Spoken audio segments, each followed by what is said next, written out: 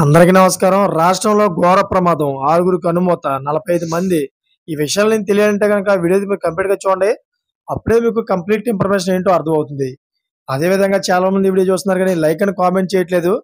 దయచేసి లైక్ అని కామెంట్ చేయండి. లైక్ అని కామెంట్ చేయడం వల్ల ఈ విషయాలని మనం చాలా మందికి తెలియజేసేవాళ్ళం అవుతాం. అదే విధంగా రాష్ట్రంలో ఎంత ఘోరమైన ప్రమాదం ఎందుకు జరిగిందో కూడా మనం కూడా పూర్తి వివరాలు తెలుసుకోగలుగుతాం. ఇంక లేట్ చేయకుండా వివరాలు తెలుసుకుందాం.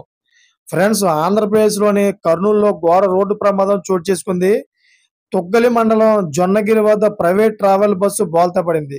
అయితే ఈ ఘటనలో 5 మందికి తీవ్ర గాయాలయ్యాయి. అయితే ప్రమాదం సమయంలో అప్పటిదాకా దాదాపు 45 మంది ప్రయాణికులు బస్సులో ప్రయాణిస్తున్నట్లు తెలిసింది.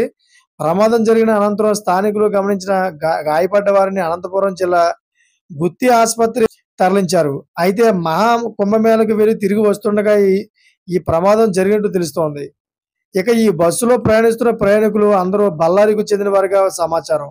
ఇదిలా ఉంటే యూపీ వారణాసిలో ఘోర రోడ్డు ప్రమాదం జరిగింది. భక్తులతో కుంభమేళకు వెళ్తున్న జీపు మీర్జాపూర్బాద్ సమీపంలో జీటీ రోడ్లో ఆగి ఉన్న ట్రక్కును ఢీకొట్టింది. దీంతో 6గురు అక్కడికక్కడే దుర్మరణం చెందారు.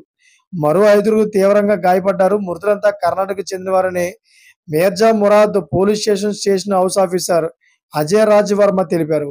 అయితే క్షతగాత్రులను స్థానికుల సహాయంతో దగ్గరలోని ఆసుపత్రికి తరలించినట్లు చెప్పారు.